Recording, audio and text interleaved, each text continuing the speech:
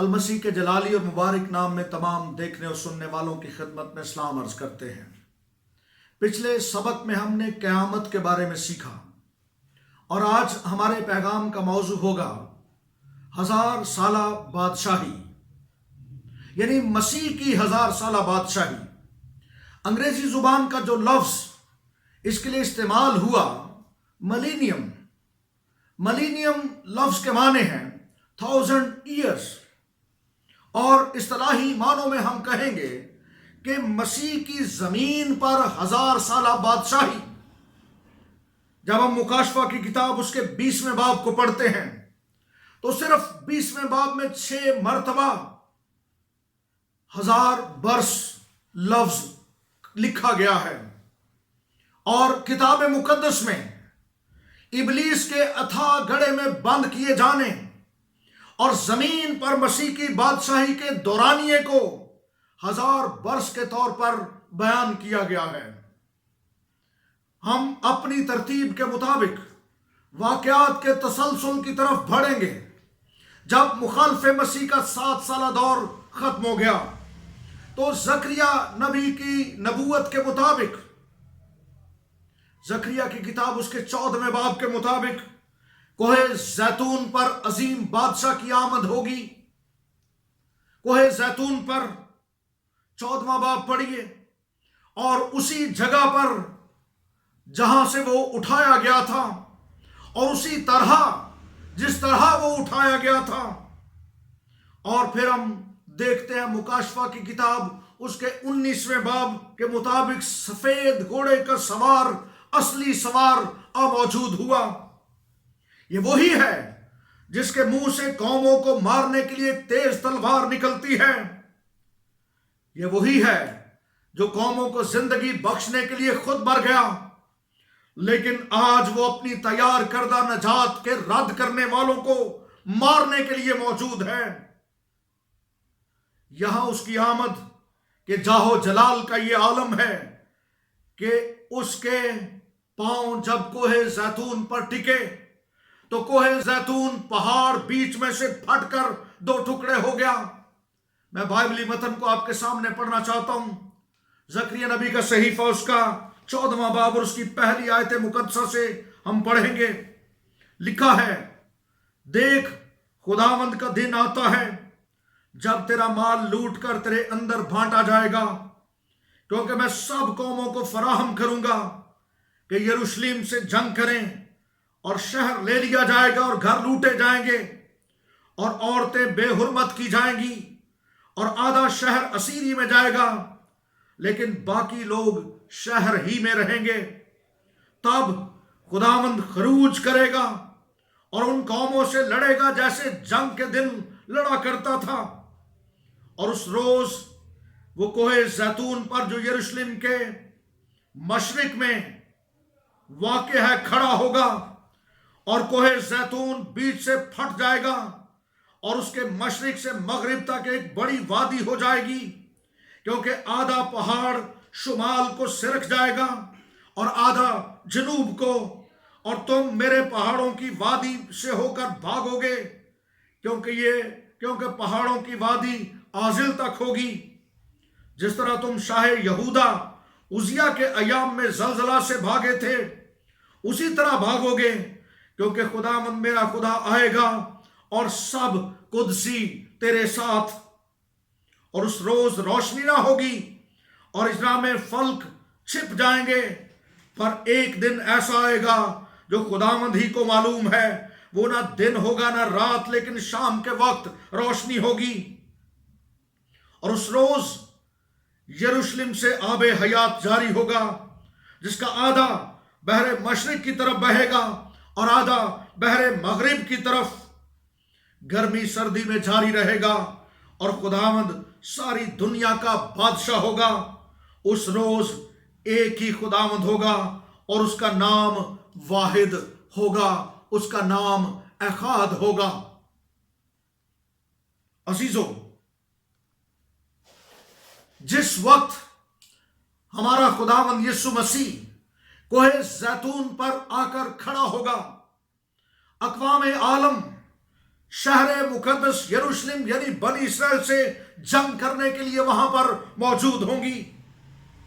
اور ہم بائبل مقدس کے مطابق دیکھتے ہیں اقوام عالم کا ایک عظیم عالمی اتحاد، شاید 20 کروڑ سے بھی زیادہ فوجیں، حیوان مخالف مسیح لے کر وہاں پر موجود ہوگا۔ اور دانیل نبی کی کتاب اس کے 7ویں باب اور مکاشفہ کے 17ویں باب کے مطابق مغرب سے سب یورپی طاقتیں، یعنی مغرب کے فرما روا، شمال کے فرما روا، جنوب سے مصر کے فرما روا اور مشرق سے آنے والے بادشاہ، الغرض بہت سی قومیں ایک بڑی جنگ کے لیے آئیں گی۔ اور اس جنگ کو کتاب مقدس میں ہر مجدون کی جنگ کا نام دیا گیا ہے۔ یہ ہر مجدون کیا ہے؟ ہر مجدون ایک عبرانی نام ہے جس کے معنی ہے مجدد کا پہاڑ، اور جغرافی اعتبار سے مجدد کی وادی دریائے یردن کے مغربی کنارے پر واقع ہے، اور یہ جگہ ناصرت سے تقریباً 10 میل جنوب کی طرف ہے۔ اور آج کل اس جگہ میدان میں جانے کے لیے حیفا کی بندرگاہ سے آپ داخل ہو سکتے ہیں۔ یہ وہ میدان ہے جہاں پر قوم بنی اسرائیل نے بڑی بڑی جنگیں لڑی۔ یہی وہ جگہ ہے جہاں پر جدعون نے مدیانیوں کو مارا۔ یہی وہ جگہ ہے جہاں پر ساؤل بادشاہ کو شکست ہوئی اور اس کو موت کے گھاٹ اتار دیا گیا۔ یہی وہ جگہ ہے جہاں پر شاہ مصر نے یوسیہ بادشاہ کو مجدد میں قتل کیا۔ یہی وہ جگہ ہے جہاں پر دبورا اور برق نے کنانیوں کو شکست دی۔ اور یہی وہ جگہ ہے جہاں پر 1917 میں جنرل ایلن بی نے ترکوں کو شکست دے کر فتح حاصل کی۔ نپولین بوناپارٹ، اس نے جب مجدد کے پہاڑ پر کھڑے ہو کر اس میدان کو دیکھا تھا تو اس نے بے ساختگی سے کہا یہ جگہ افواج عالم کی عسکری سرگرمیوں کے لیے بڑی موزوں جگہ ہے۔ غور کیجئے، مجدد کے پہاڑ، ہر مجدون کی جنگ کی جگہ، اور یوئیل نبی کے صحیفے اس کے 3 باب کی 2 آیت اور 3 باب کی 12ویں آیت میں اسے یہوشفت کی وادی اور انفصال کی وادی یعنی فیصلے کی وادی کہا گیا ہے۔ اب سفید گھوڑے کا وہ سوار جو خون کی چھڑکی ہوئی پوشاک پہنے ہوئے ہے اور اس کا نام کلام خدا ہے، اس مقام پر یسایا نبی کے صحیفے اس کے 34ویں باب کی 2 آیت کے مطابق خداوند کا قہر تمام قوموں پر اور اس کا غضب اس کی سب فوجوں پر نازل ہوگا۔ اور مکاشفہ 19ویں باب کے مطابق وہ قادر مطلق خدا کے سخت غضب کی مے کے حوض میں انگور روندے گا۔ اس قہر کے دن کا مقصد یاد رکھنا چاہیے، 1000 سالہ بادشاہی سے پہلے زمین کو بدی اور کفر سے پاک کرنا ہے اور حیوان اور جھوٹے نبی کو برباد کرنا۔ اور اس قہر کے دن کی وجہ مقدسوں کی دعائیں جو ہر روز دعا کرتے رہے، اے خداوند تیری بادشاہی آئے، تیری بادشاہی آئے۔ اور اس مقام سے اس کی 1000 سالہ بادشاہی کا آغاز ہوا چاہتا ہے۔ اب بادشاہوں کا بادشاہ جنگ ہر مجدون میں حیوان یعنی مخالف مسیح کی عسکری قوتوں کو شکست دے گا۔ حیوان اور جھوٹا نبی، مکاشفہ کی کتاب اس کے 19ویں باب کی 19ویں آیت کے مطابق دونوں کو پکڑ کر آگ اور گندک کی جھیل میں ڈال دیا جائے گا۔ اور جب ہم مکاشفہ کی کتاب، نبوتی کتاب کو پڑھتے ہیں، 14ویں باب کی 20ویں آیت اور 19ویں باب کی 15ویں آیت، تو خون کا ایک بڑا حوض جس میں انگور روندے گئے، اور حوض میں سے اتنا خون بہ نکلا کہ گھوڑوں کی لگاموں تک کم از کم 4 فٹ، گھوڑوں کی یہ ایک اندازہ ہے، گھوڑوں کی لگاموں تک پہنچ گیا اور 1600 فرلانگ تک بہ نکلا۔ 1600 فرلانگ یہ تقریباً 250 کلومیٹر بنتا ہے، اور میں بیان کرنا چاہتا ہوں کہ ارض فلسطین کی کل لمبائی شمالاً جنوباً 250 کلومیٹر ہی ہے، اور یہ سارا علاقہ خون سے بھر جائے گا۔ حیوان کے ساتھ آئے ہوئے عسکری فوجیوں کو ہمارا خداوند اپنے منہ کی پھونک سے ہلاک کر دے گا، اور وہ سب وہاں پر ہلاک کر دیے جائیں گے۔ اور پھر بائبل مقدس میں پرندوں کی ضیافت کا ذکر ملتا ہے۔ حیوان کی عسکری قوتوں کو تباہ کر کے ان کا گوشت پرندوں کو دے دیا جائے گا۔ مکاشفہ کی کتاب اس کے 19ویں باب کی 17ویں آیت کے مطابق۔ اور میرے اور آپ کے خداوند کا وہ فرمان مبارک پورا ہوگا جو لوکا طبیب نے اپنی انجیل میں رقم کیا، 17ویں باب کی 37ویں آیت، جہاں مردار ہیں وہاں پر گدھ بھی جمع ہو جائیں گے، اور پھر اس کے بعد سارے شریروں کے ابا جان، پرانے سانپ، اژدہا، ابلیس اور شیطان کو پکڑ کر ایک بڑی زنجیر سے باندھ کر 1000 سال کے لیے اتھا گڑھے میں بند کر دیا جائے گا، اور اس زمین پر مسیح ہمارے خداوند کی بادشاہی، جس کا دورانیہ 1000 سال بیان کیا گیا ہے، اس کا آغاز ہو جائے گا۔ ہیلیلویا! جب ہم 1000 سالہ بادشاہت کے بارے میں گفتگو کر رہے ہیں تو بائبل مقدس کے علماء کے 3 مکتبہ فکر موجود ہیں۔ There are 3 school of thoughts، 3 مکتبہ فکر۔ پہلا، جس کو ہم میلینیلزم کہتے ہیں، اور اس مکتبہ فکر کے ماننے والوں کا یہ دعویٰ ہے کہ 1000 سالہ بادشاہی کا ذکر مجازی اور استعاراتی ہے۔ یہ مکتبہ فکر 1000 سالہ بادشاہی سے مکمل طور پر انکار کرتے ہیں۔ وہ کہتے ہیں کہ بائبل میں جہاں جہاں اس کا ذکر ہے یہ مجازی ہے، استعارے کے طور پر یہ ذکر کیا گیا ہے، اور وہ کہتے ہیں کہ روحانی اعتبار سے کلیسیا آج بھی مسیح کی بادشاہی کی برکات سے لطف اندوز ہو رہی ہے، اور شیطان باندھا جا چکا ہے۔ اور وہ کہتے ہیں کہ مسیح کی آمد، مردوں کی قیامت، جنگ ہرمجدون، آخری عدالت، یہ سب ایک ہی واقعہ ہے اور ایک ہی وقت میں وقوع پذیر ہوگا، اور ان سارے واقعات کے درمیان کوئی وقفہ نہیں ہے۔ میں جواب دینا چاہتا ہوں، ہم اس نظریہ سے اتفاق نہیں کرتے۔ یاد رہے، بائبل میں بہت سے ایسے حوالہ جات موجود ہیں جو یہ ثابت کرتے ہیں۔ وقت نہیں ہے کہ میں ان حوالہ جات کو پڑھوں، آپ خود مطالعہ کیجئے، جو یہ ثابت کرتے ہیں کہ مسیح کی بادشاہی حقیقی طور پر زمین پر قائم ہوگی۔ میں چند ٹپس آپ کو بتانا چاہتا ہوں۔ دوسری بات، بائبل میں بیان کردہ 1000 سالہ بادشاہی کی برکات سے اس وقت کلیسیا جناب لطف اندوز نہیں ہو رہی، بلکہ موجودہ دور میں تو کلیسیا دکھ اٹھا رہی ہے، تکلیف میں سے گزر رہی ہے۔ اور تیسری بات، شیطان ابھی بھی دھاڑتا پھر رہا ہے۔ شیطان باندھا نہیں گیا، ابھی تو وہ دھاڑتا پھرتا ہے کہ کس کو پھاڑ کھائے، اور وہ لوگوں کو ہلاک کرنا چاہتا ہے، ابھی وہ باندھا نہیں گیا۔ چوتھی بات، مسیح کے آنے، مردوں کی قیامت، عدالتیں اور آخری عدالت کے درمیان بائبل مقدس میں صفائی سے یہ سارے واقعات بیان کیے گئے، اور پچھلے اسباق میں ہم نے بڑی صفائی کے ساتھ ان سب پر غور کیا، سو ہم اس نظریہ کو نہیں مانتے۔ دوسرا نظریہ 1000 سالہ بادشاہی سے متعلق پوسٹ میلینیلزم، ان کا یہ دعویٰ ہے، یہ کہتے ہیں کہ اس نظریے کی بنیاد انجیل پاک میں بیان کردہ رائی کے دانے اور آٹے میں خمیر کی تماثیل پر رکھی گئی ہے۔ رائی کا دانہ اور آٹے میں خمیر کی تماثیل، اور ان کا یہ دعویٰ ہے کہ آہستہ آہستہ، رفتہ رفتہ، گریجولی انجیل پوری دنیا میں پھیل جائے گی، اور سب لوگ خداوند کو قبول کر لیں گے، اور دنیا میں امن و امان قائم ہو جائے گا، اور یہی 1000 سالہ بادشاہی کا زمانہ ہے۔ اور جب 1000 سالہ بادشاہی مکمل ہو جائے گی، اس کے بعد مسیح آئے گا۔ ہم اس نظریہ سے اتفاق نہیں کرتے، کیونکہ بائبل اس نظریہ کی مکمل طور پر توثیق نہیں کرتی۔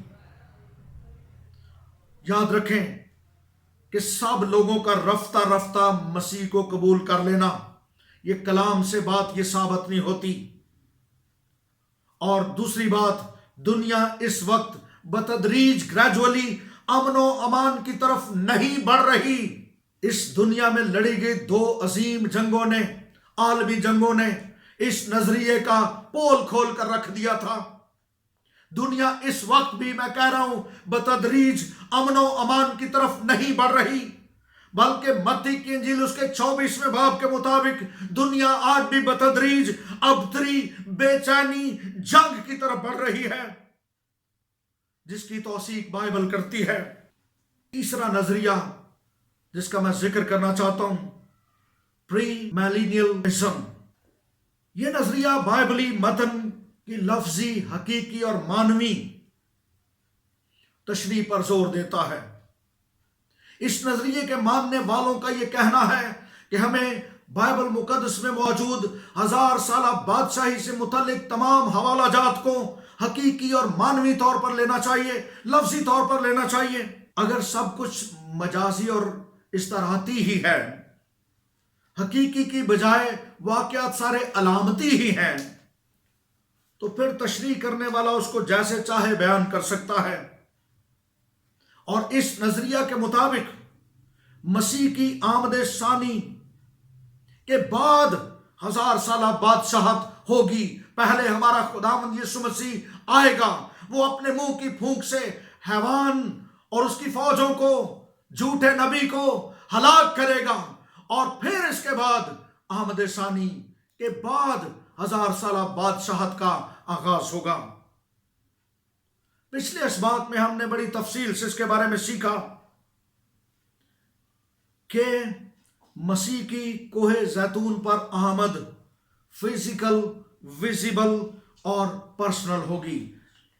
میں دوبارہ اس کو بیان نہیں کرنا چاہتا، ہم یہ سیکھ چکے ہیں۔ اور اگلی بات جو میں بتانا چاہتا ہوں کہ ہمارا خداوند یسوع مسیح جب آئے گا، اس کے بعد 1000 سالہ بادشاہت کا آغاز ہوگا۔ تاریخی طور پر ابتدائی کلیسیا کے ایماندار پہلی 3 صدیوں میں اسی بات پر ایمان رکھتے تھے کہ مسیح کی آمد کے بعد 1000 سالہ بادشاہت قائم ہوگی، اور آج بھی انجیلی ایمان رکھنے والی کلیسیاں اسی بات پر متفق ہیں۔ بائبل میں بیان کردہ 1000 سالہ بادشاہی کے واقعات حقیقی، معنوی اور لفظی ہیں۔ ایک بہت بڑے خادم کا حوالہ میں دینا چاہتا ہوں، C.H. اسپرجن، Charles Hudson اسپرجن۔ اس نے کہا تھا، خدا جو کچھ کہتا ہے اگر اس کا وہ مطلب نہیں ہے تو پھر خدا وہ کیوں نہیں کہتا جو اس کا مطلب ہے۔ سو ہمیں سارے واقعات کو مجازی اور استعاراتی نہیں لینا چاہیے۔ اگلا سوال انتہائی اہم ہے، 1000 سالہ بادشاہت میں کون کون شریک ہوگا؟ غور کیجئے۔ اور اس بادشاہی کا بادشاہ ہمارا خداوند یسوع مسیح ہوگا۔ سب سے پہلے اس کے شرکا میں سے عہد عتیق کے سارے مقدسین جو ہمارے خداوند یسوع مسیح کے صلیب پر مرنے کے وقت جی اٹھے، اور وہ غیر فانی اور جلالی بدن میں اس 1000 سالہ بادشاہت میں شریک ہوں گے کلیسیا کے ساتھ۔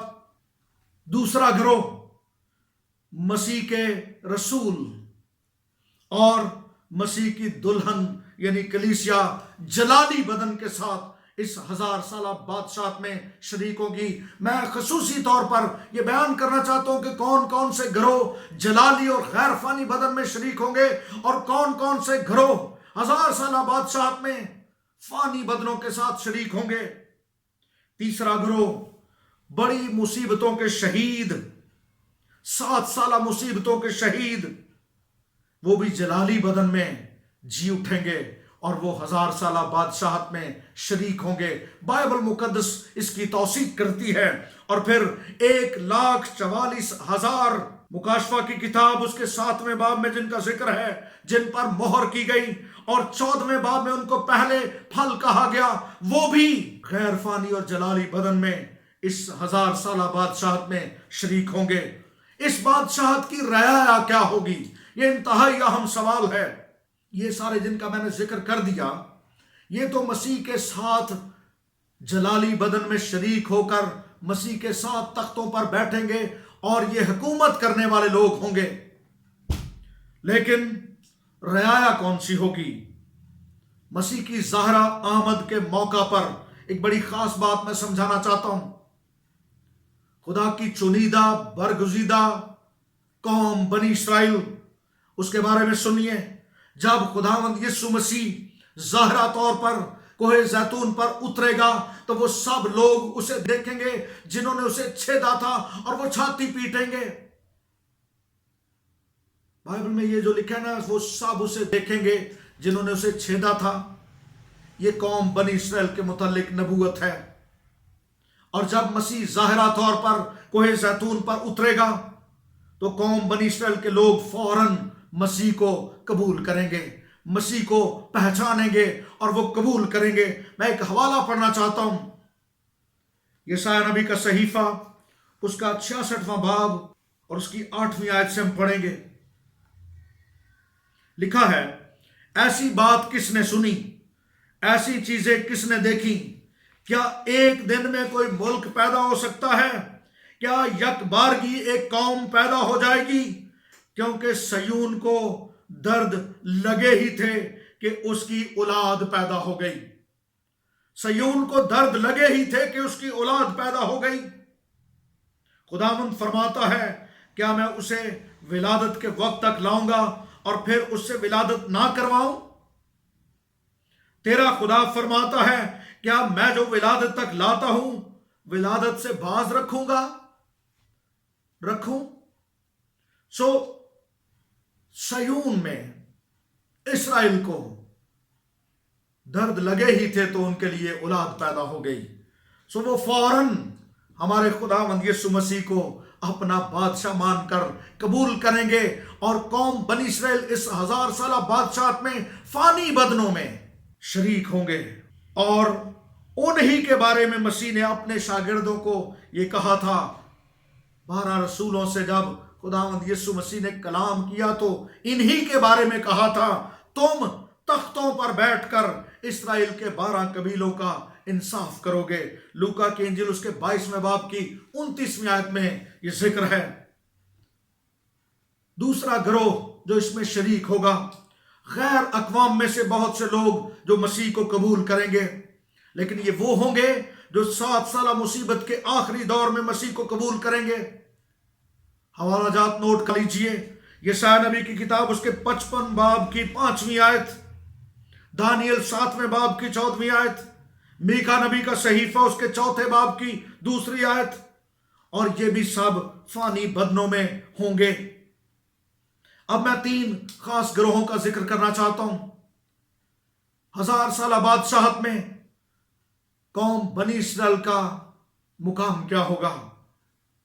जब हम इस्तिस्ना की किताब उसके 32वें बाब की 8वीं आयत को पढ़ते हैं तो यहां पर लिखा है, जब हक ताला ने कौमों को मैरास बांटी और बनी आदम को जुदा जुदा किया तो उसने कौमों की सरहदें बनी इस्राइल के शुमार के मुताबिक ठहराई, क्योंकि खुदावंद का हिस्सा उसी के लोग हैं, याकूब उसकी मैरास का कुरा है। साबित हुआ कि बनी इस्राइल खुदा की मैरास है, और खुदा अपनी मैरास यानी कौम बनी इस्राइल को कैसे भूल सकता है? और सयून के बारे में खुदा का कलाम सुनिए। यशायाह नबी का सहीफा उसके 62वें बाब की 3री आयत ये बयान करती है, खुदा यरूशलेम के बारे में, सयून के बारे में, अपनी चुनीदा कौम बनी इस्राइल के बारे में फरमाता है, और तू खुदावंद के हाथ में जलाली ताज, रॉयल क्राउन और अपने खुदा की हथेली में शाहाना अफसर होगी। तू आगे को मतरूका ना कहलाएगी और तेरे मुल्क का नाम फिर खराबा ना होगा, बल्कि तू प्यारी اور تیری سرزمین سہاگن کہلائے گی، کیونکہ خداوند تجھ سے خوش ہے، اور تیری زمین خاوند والی ہوگی، کیونکہ جس طرح جوان مرد کماری عورت کو بیاہ لاتا ہے، اسی طرح تیرے بیٹے تجھے بیاہ لائیں گے، اور جس طرح دلہا دلہن میں راحت پاتا ہے، اسی طرح تیرا خدا تجھ میں مسرور ہوگا۔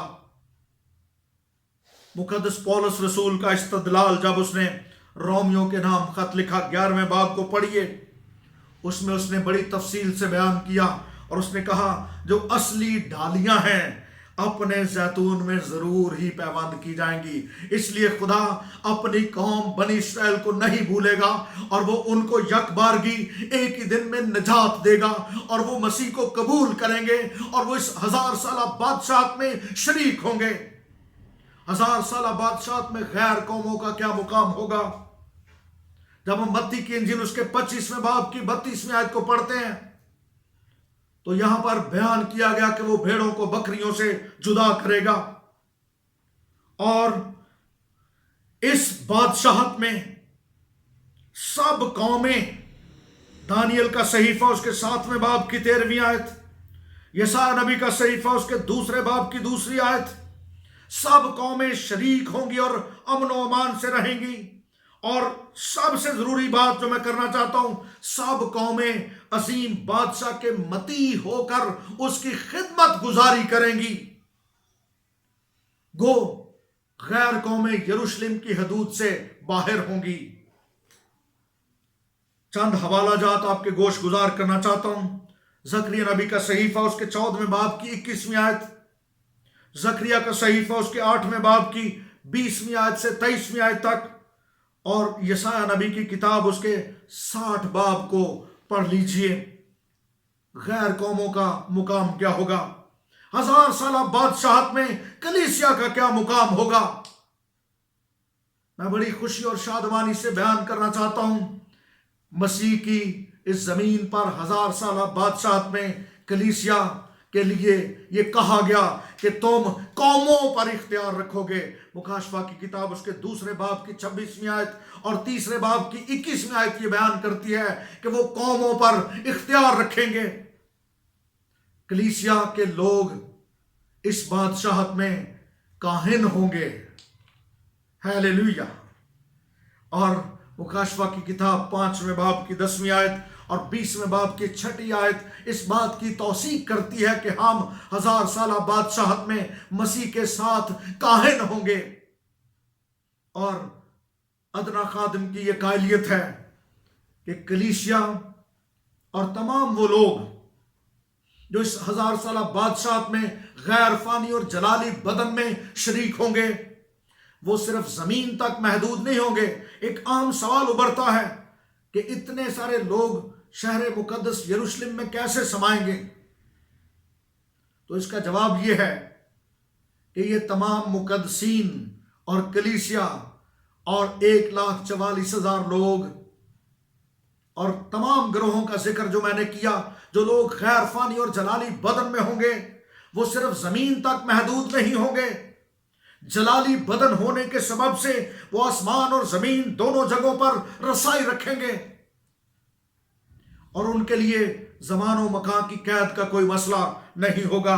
اور ان کے بارے میں یہ کہا گیا کہ پھر وہ کبھی اپنے دلہا سے جدا نہیں ہوں گے۔ 1000 سالہ بادشاہت کی برکات کو بھی میں بیان کرنا چاہتا ہوں۔ یسایا نبی کا صحیفہ اس کے 11ویں باب کو جب ہم پڑھتے ہیں، اس کی 6 آیت سے میں پڑھنا چاہتا ہوں۔ لکھا ہے، پس بھیڑیا بھرا کے ساتھ رہے گا، اور چیتا بکری کے بچے کے ساتھ بیٹھے گا، اور بچڑا اور شیر بچہ اور پلا وہ بیل مل کر رہیں گے، اور ننھا بچہ ان کی پیش روی کرے گا۔ گائے اور ریچھنی مل کر چریں گی، اور ان کے بچے اکٹھے بیٹھیں گے، اور شیر ببر بیل کی طرح بوسا کھائے گا، اور دودھ پیتا بچہ سانپ کے بل کے پاس کھیلے گا، اور وہ لڑکا جس کا دودھ چھڑایا گیا ہو افئی کے بل میں ہاتھ ڈالے گا۔ وہ میرے تمام کوہ مقدس پر نہ ضرر پہنچائیں گے نہ ہلاک کریں گے، کیونکہ جس طرح سمندر پانی سے بھرا ہے، اسی طرح زمین خداوند کے عرفان سے معمور ہوگی۔ ہیلیلویا۔ مسیح کی اس 1000 سالہ بادشاہت میں ہر طرف इंसाफ का दौर दौरा होगा, अमन व अमान होगा, नज्म ज़ब्त होगा. There will be disciplined life. खुशी और शादमानी होगी, माली तौर पर खुशहाली होगी, क्योंकि वो जमीन की लानत को खत्म कर देगा. और आखिरी हवाला जो मैं पढ़ना चाहता हूं, यशायाह नबी का सहीफा उसके 35वें बाब की 10वीं आयत में इसी बादशाहत का जिक्र करते हुए नबूवती कलाम लिखा है. और जिनको खुदावंद ने मखलसी बख्शी लौटेंगे और वो सयून में गाते हुए आएंगे और अबदी सरूर उनके सरों पर होगा. वो खुशी और शादमानी हासिल करेंगे और गमों अंधों काफूर हो जाएंगे. हालेलुया. हम इस बरकत से लुत्फअंदोज होंगे.